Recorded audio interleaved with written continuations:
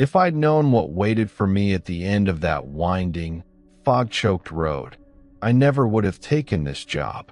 But desperation makes you ignore the warning signs, and I was desperate, broke, alone, and running out of options.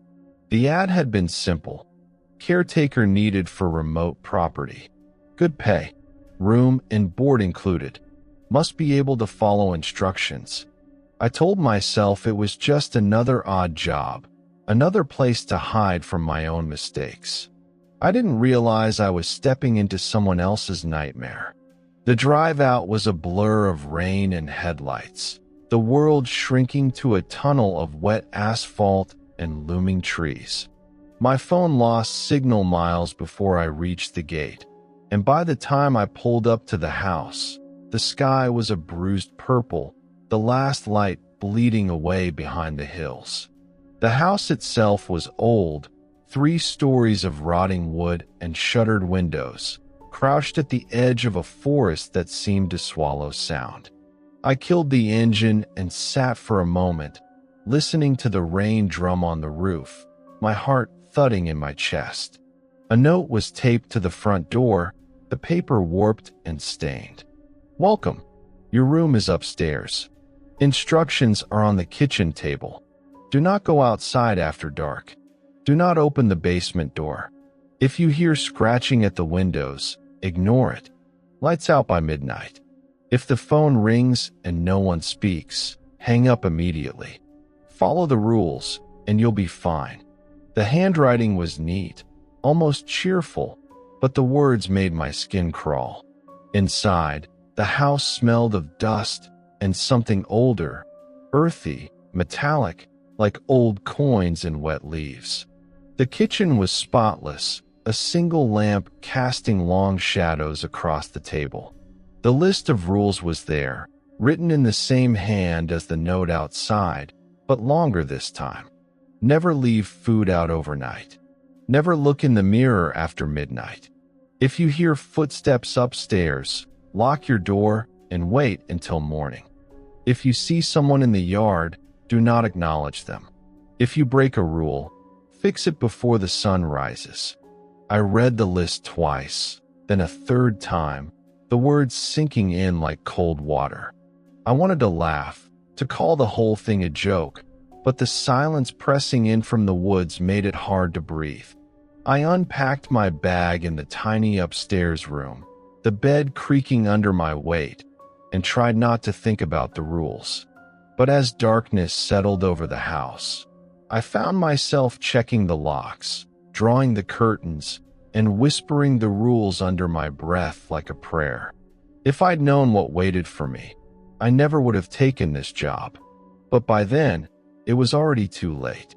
The next morning, I woke to the sound of rain tapping against the window and the distant creak of floorboards. For a moment, I thought I was alone in the house, but then I heard voices drifting up from the kitchen, low, careful, as if they were afraid of being overheard. I dressed quickly, the floor cold beneath my feet, and made my way downstairs, clutching the list of rules like a lifeline. In the kitchen, I found 2 people, a woman in her 50s with sharp eyes and a tired smile, and a man about my age, tall and thin, with a nervous energy that made him seem younger. The woman introduced herself as Mrs. Hargrove, the property manager. The man was Ben, the groundskeeper. "You must be the new caretaker," Mrs. Hargrove said, pouring me a cup of coffee. "I hope the house didn't give you too much trouble last night." I tried to play it cool, but I could feel their eyes on me, measuring my reactions. "It's definitely different," I said, glancing at the list. "Are these rules for real?" Ben snorted, but Mrs. Hargrove's expression didn't change. "They're for your safety," she said. "This place has a way of punishing carelessness. You'll get used to it." She slid a second, laminated copy of the rules across the table. "Keep this with you. And if you have questions, ask before you act." I wanted to ask 100 questions, but something in her tone made me hesitate. Instead, I nodded and sipped my coffee, trying to ignore the way Ben kept glancing at the window. "You'll see things here that don't make sense," he said quietly. "Just follow the rules, even if you don't believe in them. Especially then." Mrs. Hargrove gave him a sharp look, but he just shrugged, his fingers drumming on the table. After breakfast, Ben showed me around the property. The house was bigger than it looked from the outside, with narrow hallways and rooms that seemed to shift when you weren't looking. The doors creaked, the wallpaper peeled in places, and every mirror was covered with a heavy cloth. "Don't take those down," Ben warned. "Not unless you want to see something you can't forget." He led me to the basement door, which was locked with 3 separate bolts. "Never open this after dark," he said, voice low. "No matter what you hear." We stepped outside, the rain easing to a drizzle. The yard was overgrown, the grass high and wild, and the woods pressed close on all sides. "If you see someone in the trees, don't wave, don't call out," Ben said. "Just go inside and lock the door." I tried to laugh it off, but the look in his eyes killed the joke before it left my mouth. Back inside, Mrs. Hargrove handed me a set of keys and a small flashlight. "You'll need this if the power goes out," she said. "It happens more often than you'd think. And remember, lights out by midnight. If you're up after that, keep quiet and stay in your room." She paused, her gaze lingering on the list of rules. "Most people don't last long here. They get careless, or they think the rules are just stories. But you seem smart. You'll be fine if you listen." I wanted to believe her, but the house felt different now, heavier, as if it was listening. I spent the afternoon unpacking, trying to settle in, but every time I passed a mirror, I felt a chill run down my spine. I caught Ben watching me from the hallway, his face pale. "You'll get used to it," he said, but I could tell he didn't believe it. That night, as I was brushing my teeth, I heard a faint tapping at the window. I froze, toothbrush in hand, and remembered the rule. If you hear scratching at the windows, ignore it. The tapping grew louder, more insistent, and for a moment, I saw a shadow move just beyond the glass, tall, thin, and wrong. My heart hammered in my chest, but I forced myself to turn away, refusing to look. The tapping stopped as suddenly as it had started.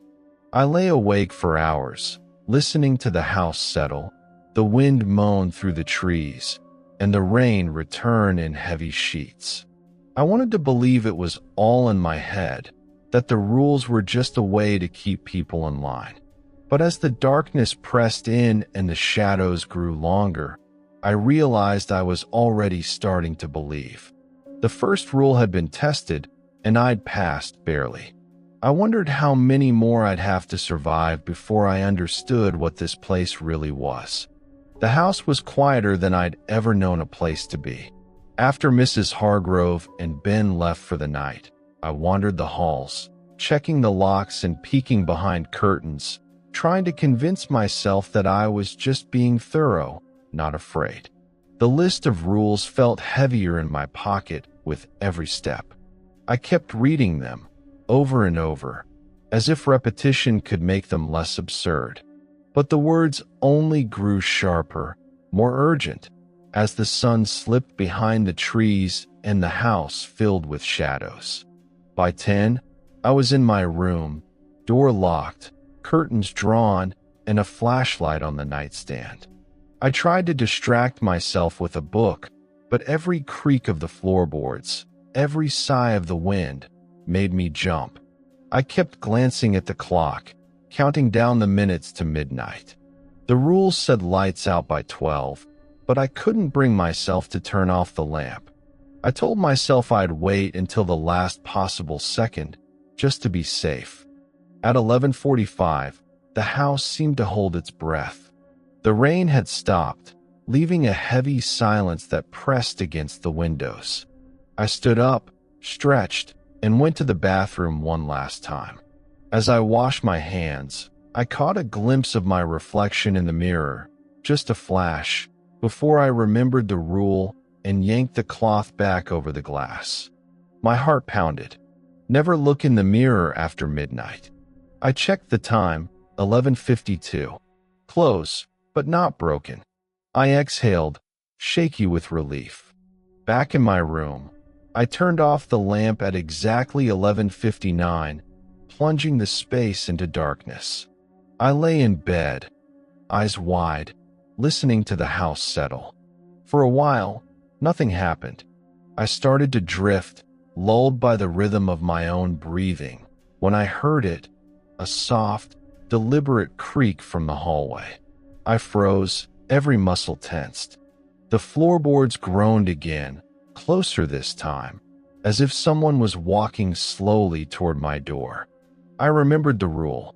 If you hear footsteps upstairs, lock your door and wait until morning. My door was already locked, but I got up anyway, checking the bolt with trembling hands. The footsteps stopped just outside, and I held my breath, listening. For a long moment, there was only silence. Then, a gentle tapping, 3 slow knocks, perfectly spaced. My skin crawled. I pressed my back against the door, heart hammering, and whispered the rules to myself. The knocking stopped, replaced by a low, scraping sound, like fingernails dragging across the wood. I squeezed my eyes shut, willing it to go away.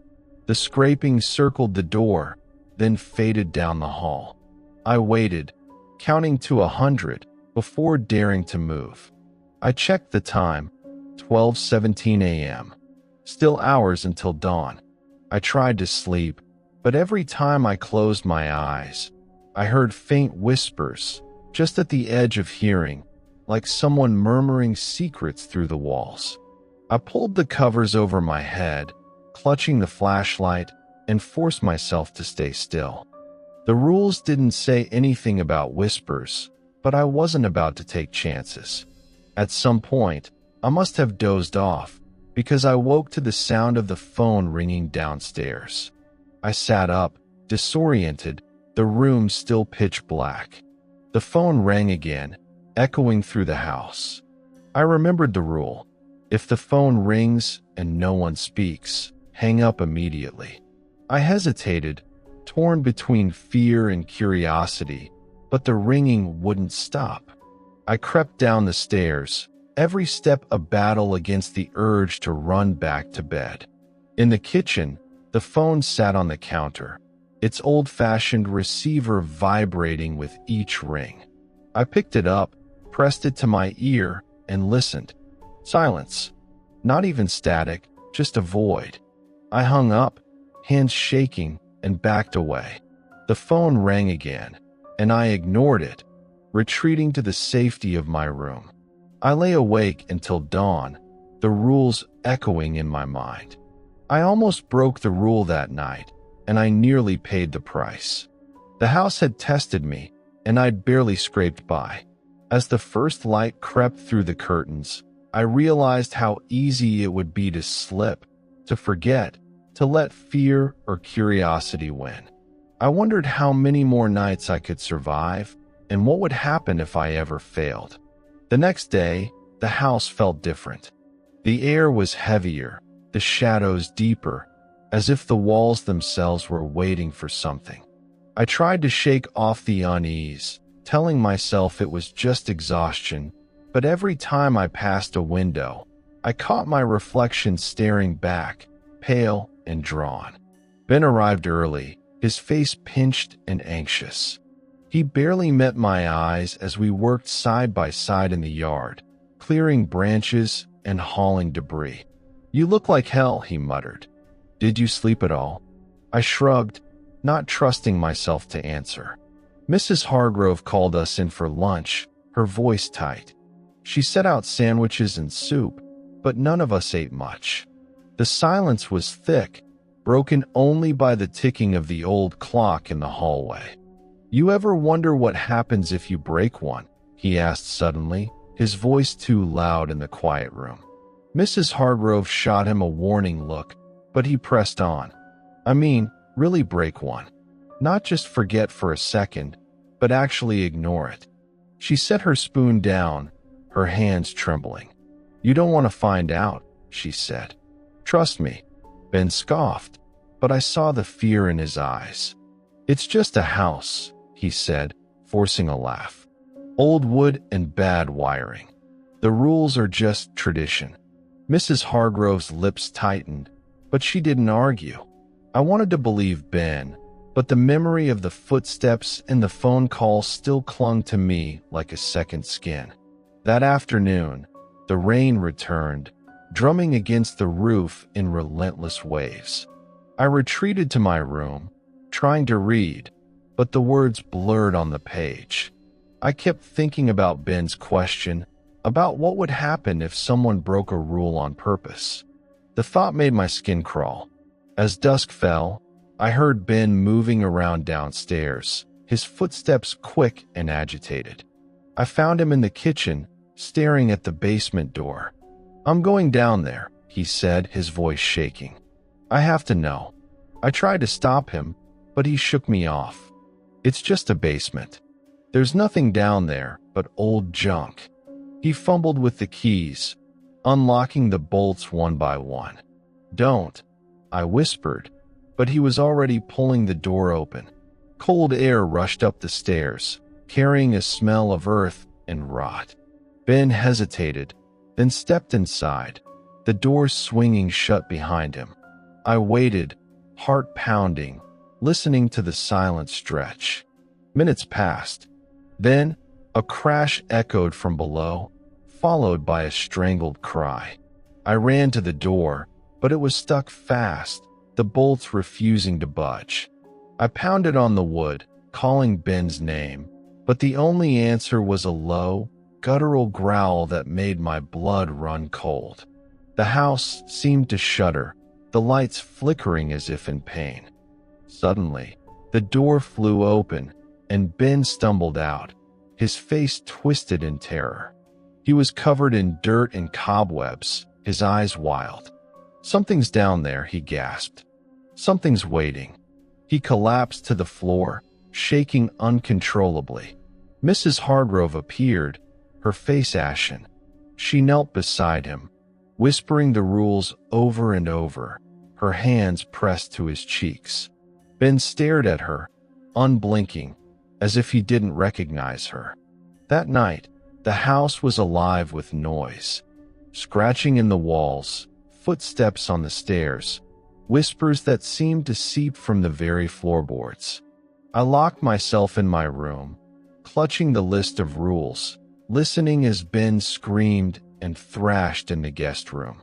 Mrs. Hargrove stayed with him, her voice rising and falling in desperate prayer. I pressed my hands over my ears, trying to block out the sound, but it was no use. At midnight, the screaming stopped. The house fell silent, the air thick with dread. I crept into the hallway, my flashlight trembling in my grip. The guest room door was ajar, the bed empty.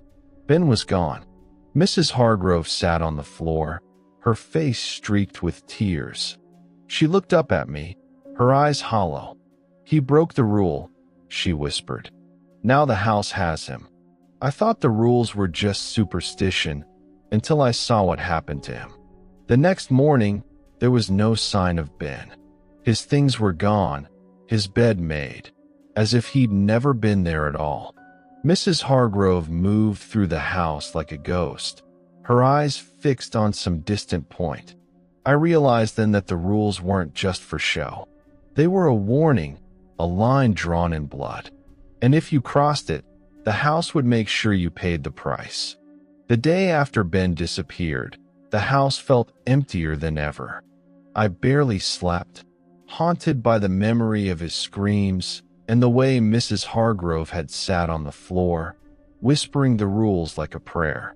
I tried to keep busy, cleaning the kitchen and sweeping the halls, but every sound made me flinch. Suddenly, the door flew open, and Ben stumbled out, his face twisted in terror. He was covered in dirt and cobwebs, his eyes wild. "Something's down there," he gasped. "Something's waiting." He collapsed to the floor, shaking uncontrollably. Mrs. Hargrove appeared, her face ashen. She knelt beside him, whispering the rules over and over, her hands pressed to his cheeks. Ben stared at her, unblinking, as if he didn't recognize her. That night, the house was alive with noise. Scratching in the walls, footsteps on the stairs, whispers that seemed to seep from the very floorboards. I locked myself in my room, clutching the list of rules, listening as Ben screamed and thrashed in the guest room. Mrs. Hargrove stayed with him, her voice rising and falling in desperate prayer. I pressed my hands over my ears, trying to block out the sound, but it was no use. At midnight, the screaming stopped.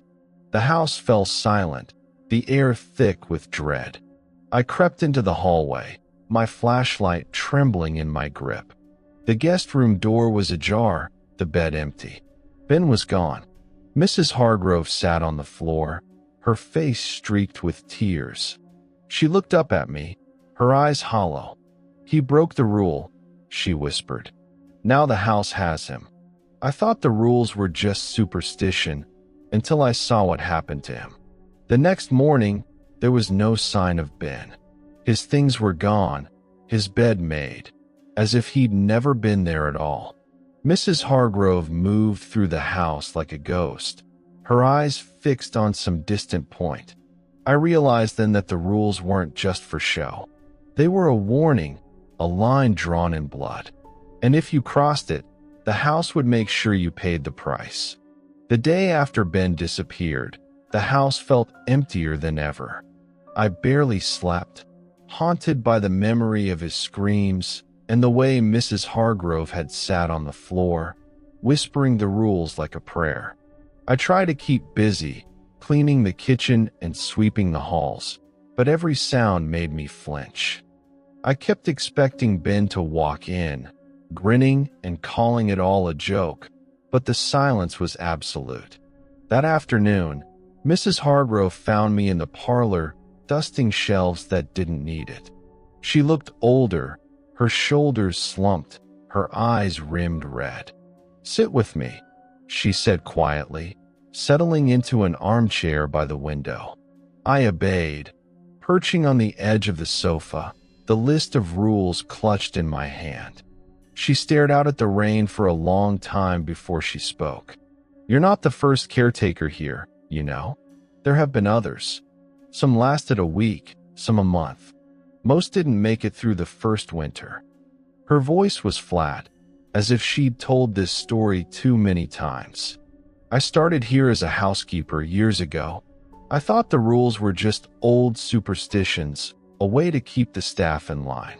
I broke one, just one. I left a window open after dark.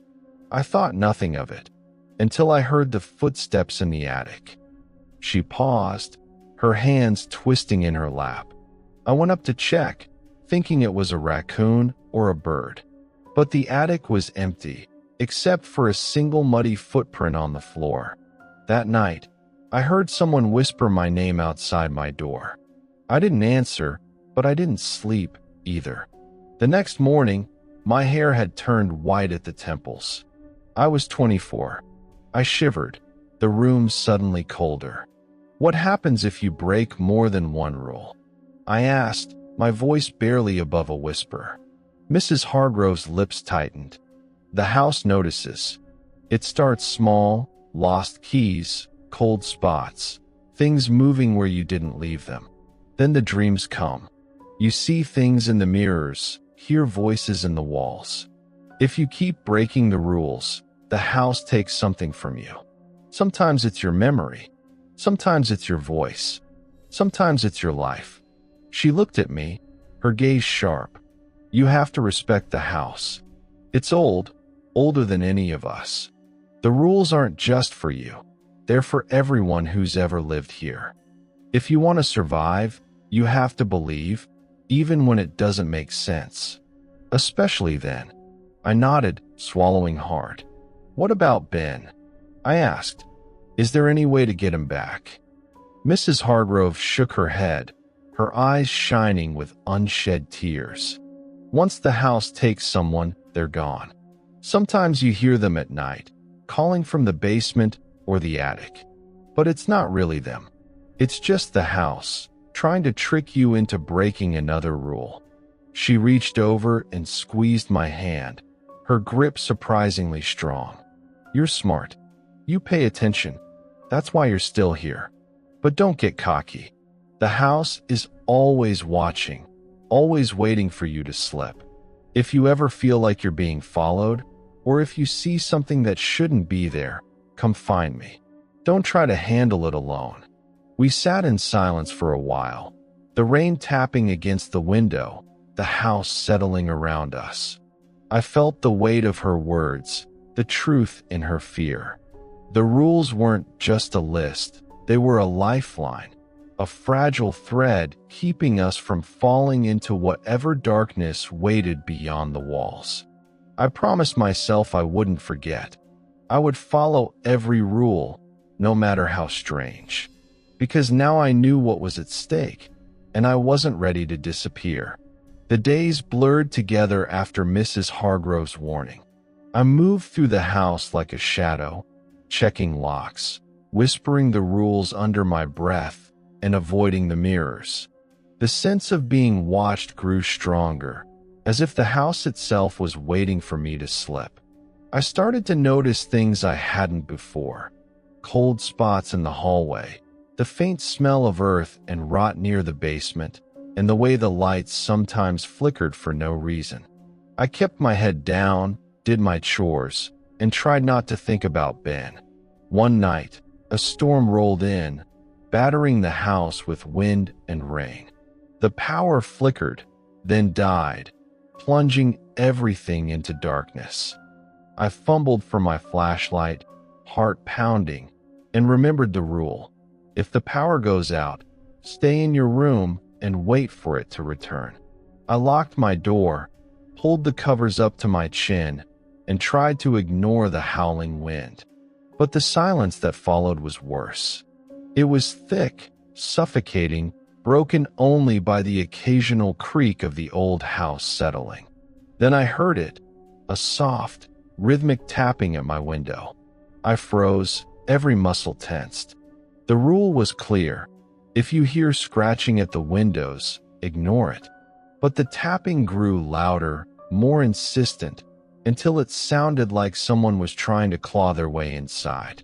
I squeezed my eyes shut, repeating the rule over and over, but curiosity gnawed at me. What if it was Mrs. Hargrove, or someone in trouble? What if it was Ben? The tapping stopped, replaced by a low, guttural whisper. My name, drawn out and distorted, as if spoken through water. I pressed my hands over my ears, refusing to listen, but the voice seeped through, filling the room with cold dread. Let me in, it crooned. I'm cold. I'm hungry. Please. I bit my lip until I tasted blood, refusing to answer. Suddenly, the doorknob rattled. I bolted upright, clutching the flashlight. The door shook, as if someone, or something, was trying to force it open. I remembered another rule. If you hear footsteps upstairs, lock your door and wait until morning. My door was already locked, but the pressure on the other side grew stronger, the wood groaning under the strain. I backed away, heart racing, and watched as the shadows in the corners of the room seemed to pulse and writhe. Then, just as suddenly as it started, everything stopped. The tapping, the whispers, the rattling, gone. The silence was absolute, pressing in on all sides. I waited, barely breathing, until the first pale light of dawn crept through the curtains. When I finally dared to unlock the door, the hallway was empty, but muddy footprints led from my door to the basement stairs. I followed them, flashlight trembling in my hand. The basement door was ajar, the bolts hanging loose. I hesitated, remembering Mrs. Hargrove's warning, but something compelled me to look. I crept down the stairs, the air growing colder with each step. At the bottom, I found the old altar, the cracked porcelain bowl filled with muddy water. The footprints ended there, vanishing into the darkness. I backed away, heart pounding, and fled upstairs. Mrs. Hargrove was waiting in the kitchen, her face pale. "You heard it, didn't you?" she asked quietly. I nodded, unable to speak. She poured me a cup of tea, her hands shaking.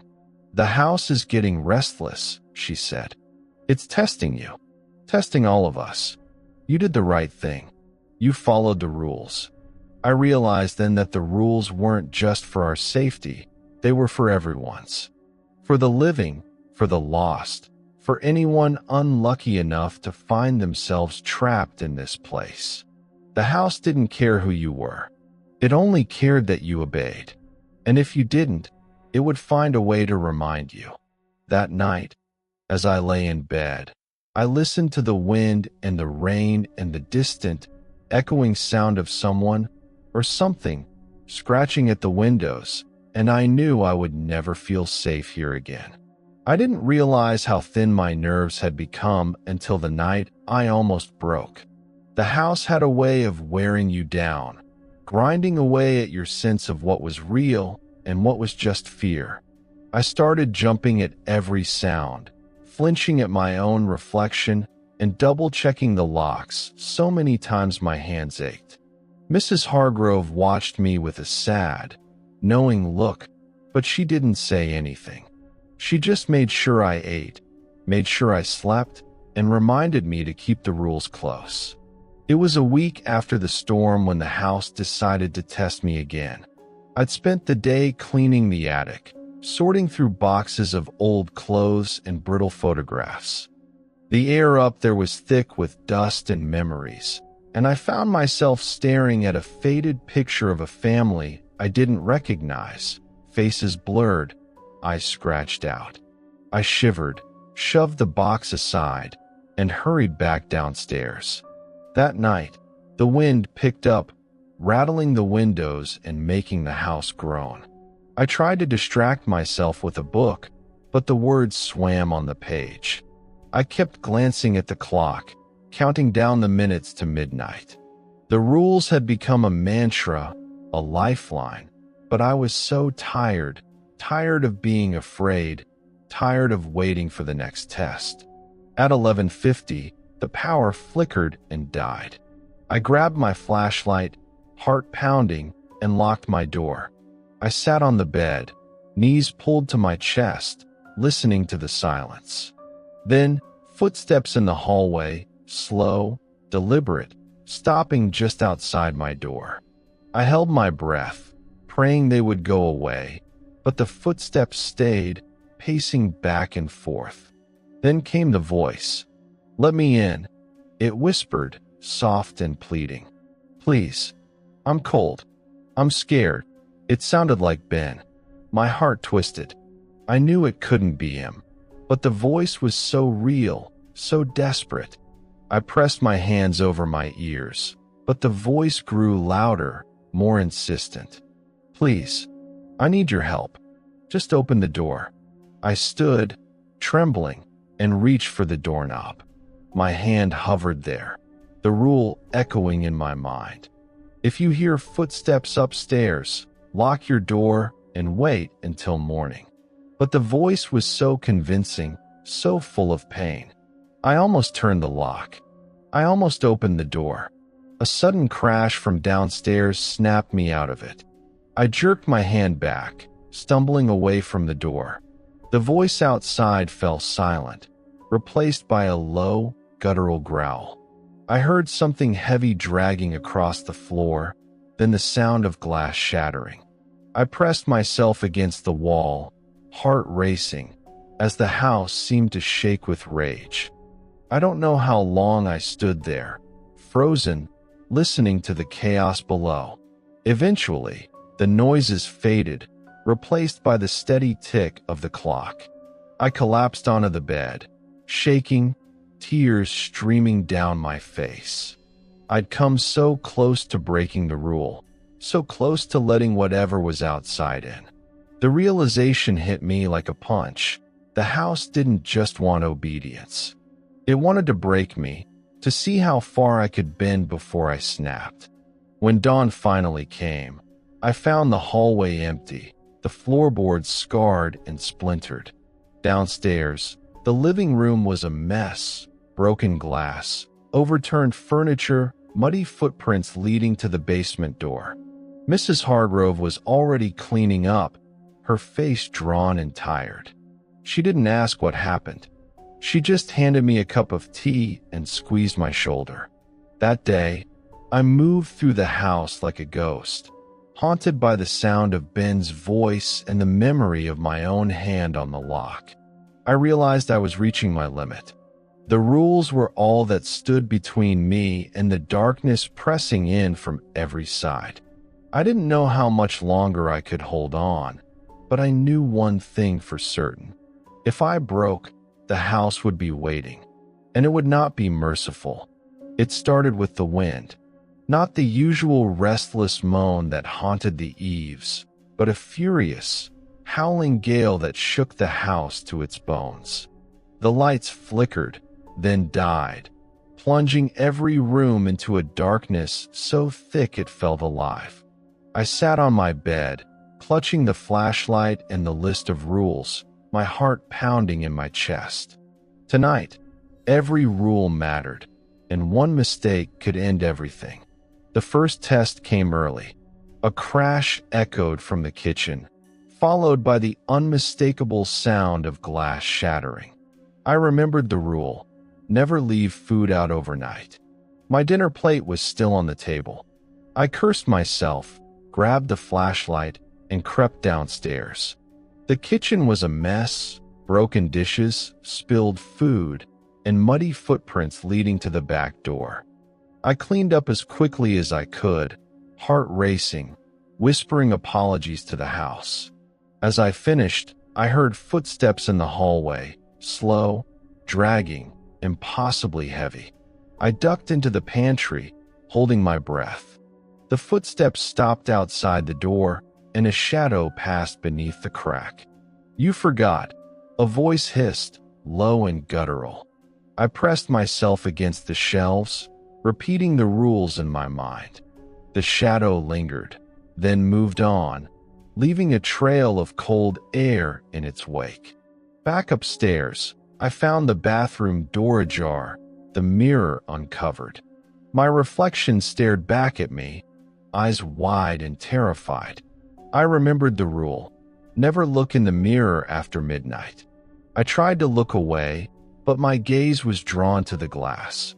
For a moment, my reflection smiled, a slow, cruel twist of the lips that wasn't mine.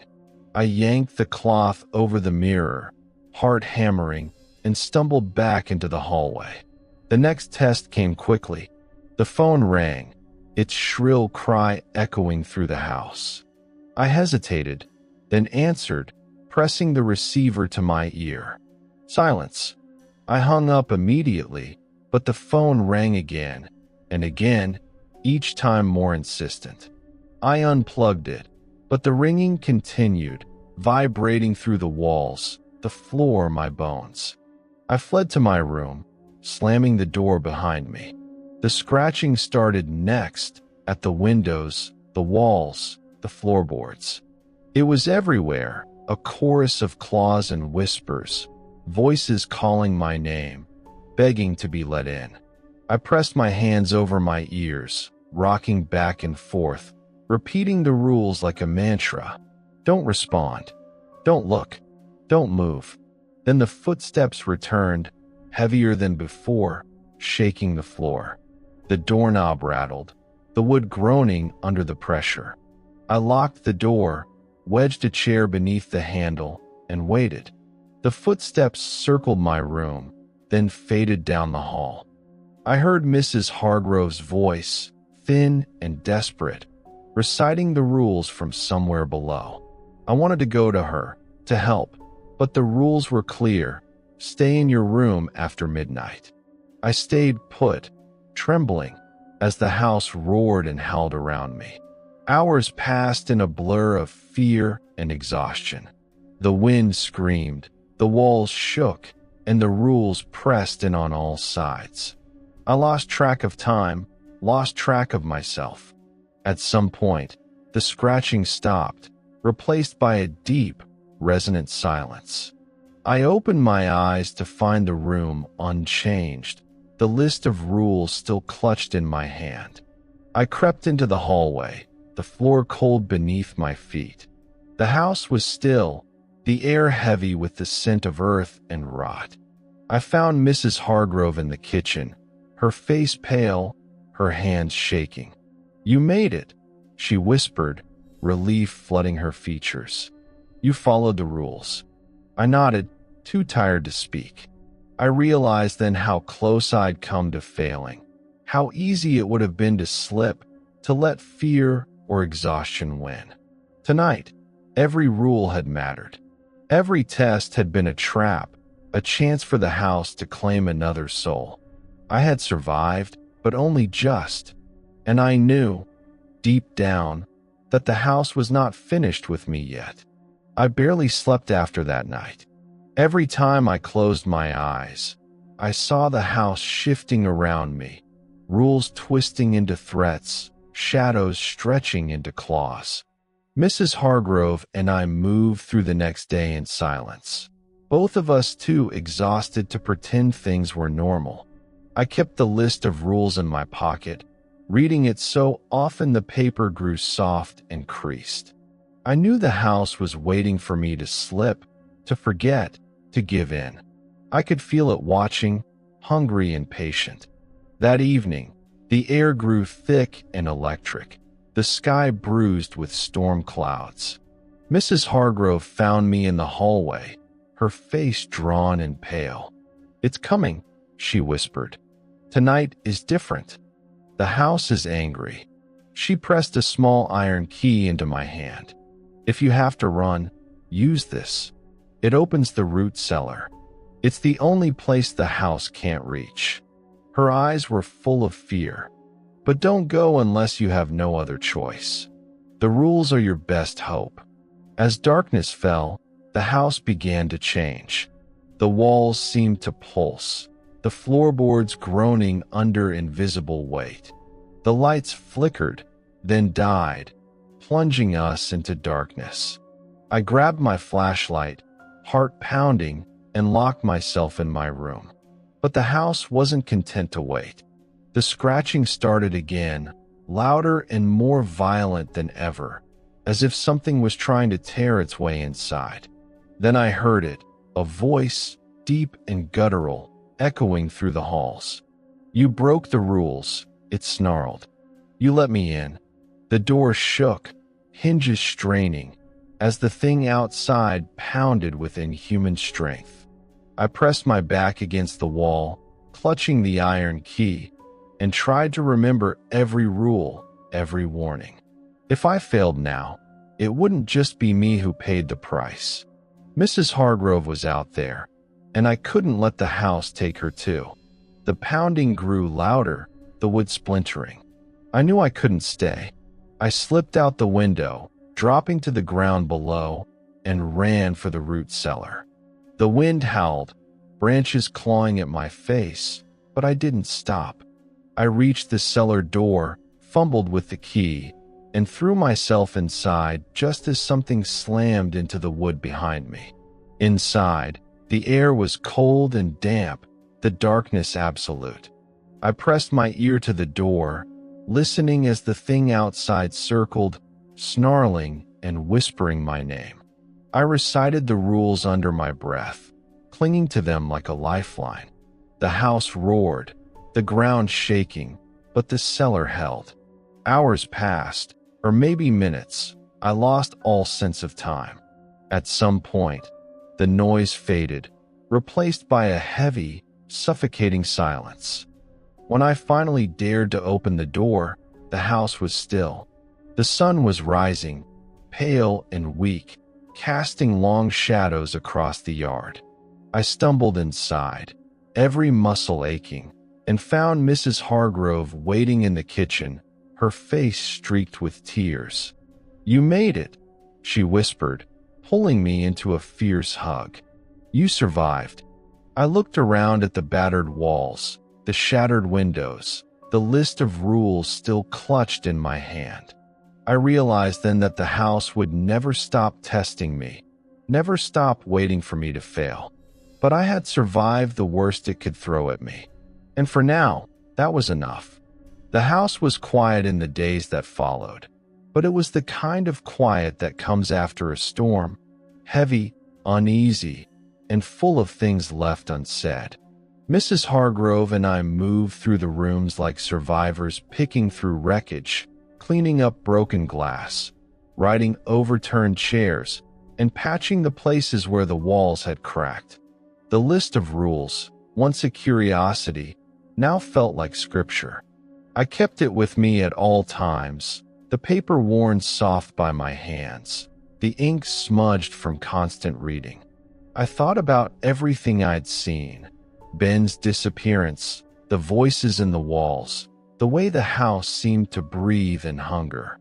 I remembered the terror of the cellar, the pounding on the door, the way the rules had become my only anchor in a world that no longer made sense.